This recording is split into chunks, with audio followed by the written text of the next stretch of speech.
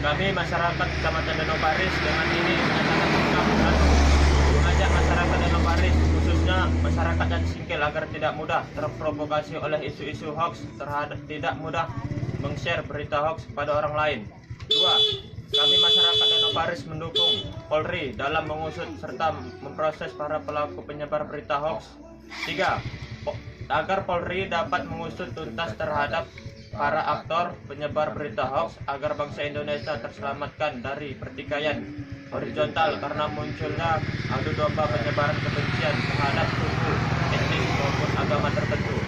4. Mari kita selamatkan daerah kita, Kecamatan Danau Paris ini, khususnya Kabupaten Aceh Singkil, dari isu-isu dan ujaran kebencian melalui kegiatan keagamaan maupun kegiatan positif lainnya, serta kita kembali kepada moto bahwa daerah Kabupaten Aceh Singkil merupakan daerah yang bermartabat.